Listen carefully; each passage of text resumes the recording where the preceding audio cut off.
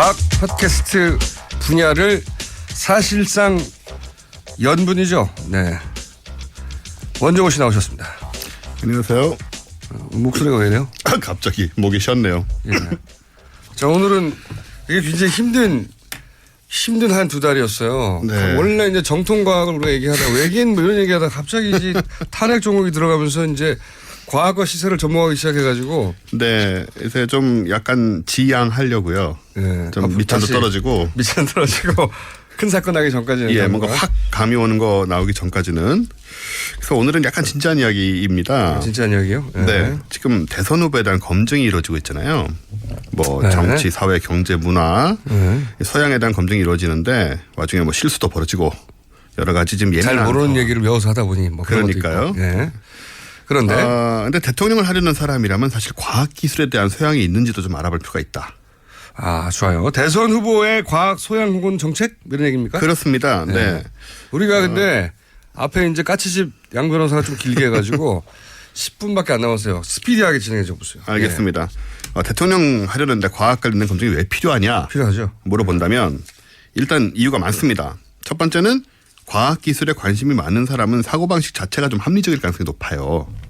꼭 그런 건 아니지만. 꼭 그런 건 아니에요. 이제 꼴통 과학자도 있습니다. 있습니다. 네. 그 가능성이 좀 높다는 거죠. 네.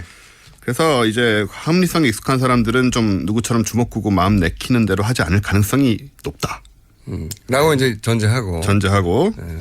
두 번째는 과학기술 자체 발전하고 관련돼 있는데요. 과학기술계와 정책, 교육 같은 이제 관련된 문제가 굉장히 많잖아요. 네.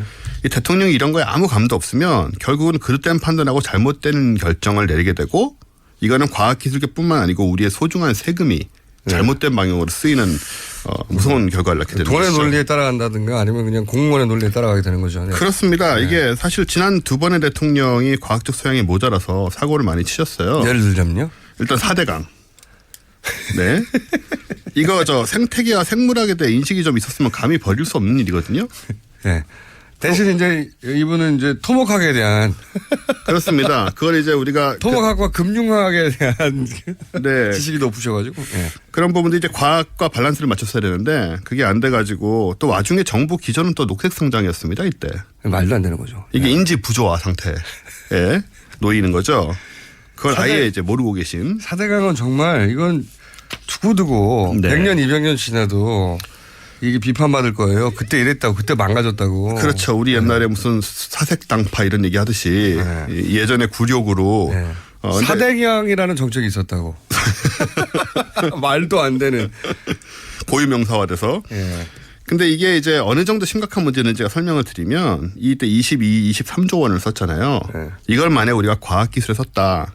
그러면 거짓말 하나 안 보태고 달 탐사 로켓, 화성 탐사 로켓, 목성 토성 탐사 로켓, 힉스 입자 발견한 그 장치, 그리고 중력파 발견한 장치 등 이거 장비 다 만들 수 있습니다. 그래요? 예. 큰 돈이네요. 예, 이런 전 세계의 위대한 로켓, 훌륭한 로켓들과 위대한 과학 장비 엄청난 막 20km씩 되고 길이가 이런 걸 다 만들 수 있는 돈을 다 여기다 쏟아부은 거죠. 그리고 나서 좋아진 건 하나도 없다는 겁니다. 좋아지기는커녕 아시다시피 뭐 이번에 그 돈 다 어디로 갔을까? 그러게 말입니다. 이거 진짜 어떻게 좀 알아내야 됩니다. 이거 진짜. 아무튼 과학연구 기술개발에 돈 많이 들지만 4대강에 비하면 3발의 피다. 이 피 같은 세금 아까운 거 그리고 또 로봇 물고기 있었잖아요. 로봇 물고기. 이것도 이제 공학 이런데 소양 좀 있는 사람이면 말이 되는 건지 아닌지 금방 눈치챌 수 있는 거거든요. 예. 이번 정권도 그렇죠. 우리 창조경제 로봇 했잖아요. 물고기 어떻게 됐어요? 근데 결과적으로. 뭐 원래 이제 그때 각하께서 좀 더 이렇게 잘 해봐라 하고 무리한 명령을 내리셔가지고 잘 만들려고 하다 잘 안 돼가지고 다 없어졌어요. 동작이 안 된다고 합니다 제대로. 시속 20km가 나야 되는데 시속 뭐 2km가 나온다고 그러더라고요. 그러니까 이걸로 이제 그러니까 그 성형 문제를 해결하겠다고 했었는데. 예. 대표적인 삽질 중에 하나죠. 창조경제. 이게 창조경제. 이것도 과학에 기반한 거라고 했는데 당시나 지금이나 뭔지 아무도 모르지 않습니까? 창조는 맞았어요. 창조적이었잖아요. 아, 그런 의미에서요? 최순실 씨가 창조해낸 기법들이 이때까지 우리가 보았던 이 권력형 비리하고는 차원이 달랐거든요. 예, 그렇죠. 뭐 그렇게 생각하면 그렇긴 하죠. 어쨌든 뭔지 모르는 것을 추구하고 보는 게 참 비과학적인 사고방식 아니겠습니까? 근데 그게 이제 창조경제의 본질이에요. 뭔지 모르는 걸 일단 추구해보자. 공통점은 그 뒤에 다 돈이 있다니. 그렇습니다. 이권이 개입이 된 것으로 보이고 어쨌든 과학기술에 대한 좀 정직한 이해가 있었으면 창조경제라는 억지 개념을 안 쓰게 된다. 과정이나 결과도 많이 달랐을 것이다. 지금 그러면 혹시 박근혜 정권의 과학 정책 중에 야 저거는 제대로 됐으면 참 좋았을 텐데 혹은 아니면 뭐 없나요? 뭐 기억에 남는 거? 뭐 없죠. 넘어가고요. 그러면 지금 후보들 지금 시간이 네네. 3분밖에 안 남았는데 후보 대표적인 후보들 한 지지율 한 4, 5위 정도까지 주르륵 대표적으로 눈에 띄는 거 후보의 순위와 상관없이 뭐가 눈에 띕니까? 일단은 과학기술계에 있었다고 말씀하시는 안철수 후보가 그런 얘기를 자꾸 하시더라고요. 근데 지금 현재로서는 우리가 알 수가 없어요. 그래서 검증을 해야 된다는 얘기를 제가 드리는 건데 과학계에서 실제로 후보 검증을 위한 준비를 하고 있습니다. 그래요? 과학계가 따로? 네네. 이 수백 명의 과학기술인과 과학 관련자들이 참여하고 있는 ESC라는 법인이 있어요. 저도 이사로 있는데요. 거기 어쩌다 보니. 그래요? 모르겠습니다. 어떻게 된 건지 저도. 본인이 과학에 대해서 뭘 한다고 지금. 그러니 말이에요. 여기는 과학기술인과 과학 시사과학이나 관련자들이. 하면서. 네. 여기서나 그렇지. 딴 데서는. 촛불을 끌 수 있나 뭐 이런 얘기는 하면서. 그거는 광화문을 이불로 덮어야 된다는 얘기. 한국 물리학회에서 나온 얘기고요. 그런데 어쨌든. ESC는 Engineers and Scientists for Change. 우리말로는 변화를 꿈꾸는 과학기술인 네트워크인데. 엔지니어와 과학자들. 네네. 과학기술인이라고 이제 뭉뚱그려서 얘기를 하죠. 이제 과학기술 교육이나 정책 뭐 이런 것들 과학계 비정규직 문제 많거든요. 현안들이.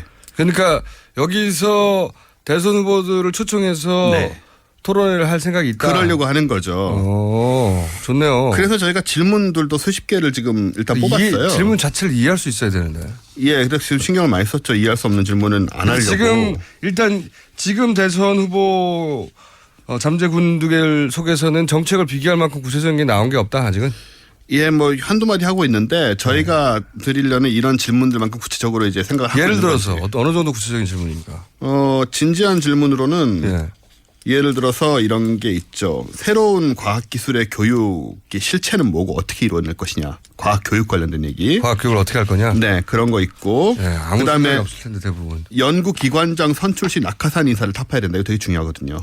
이제 모든 분야의 낙하산의 문제인데 특히 과학을 모르면 도저히 할 수 없는 일에 과학과 상관없는 사람들이 온다는 거죠. 맞습니다. 그런 사람들이 굉장히 많이 와서 문제가 되고요.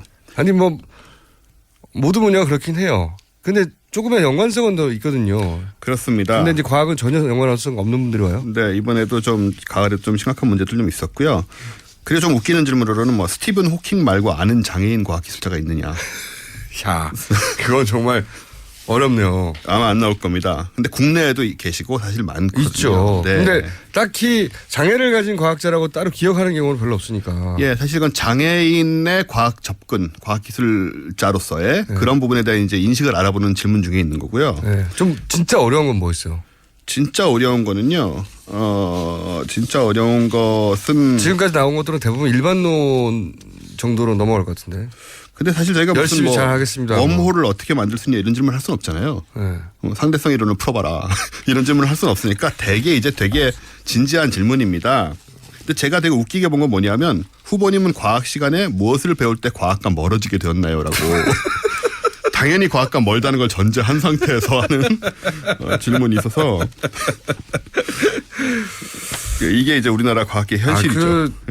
그 토론회 재밌을 것 같고 만약 하게 된다면 저도 불러주세요. 그래서 이제 저희가 이 질문지를 보낼 거고요. 이제 반응을 좀 보려고 하는데 만약에 이제 이 질문지를 여러분 받으셨을 때 따로 연락 드리게 될 거예요. 저희가 또 언제쯤 해보자고. 근데 모른 척 하지 마시고 참여하시면 좋겠고요. 만약에 아예 무시하는 후보가 있다. 시간이 다 됐거든요. 제가 나중에 이 시간을 빌어서 조남을 공개할 생각을 하고 있으니 압박감을 많이 느끼시기 바랍니다. 알겠습니다. 원종우 씨였고요.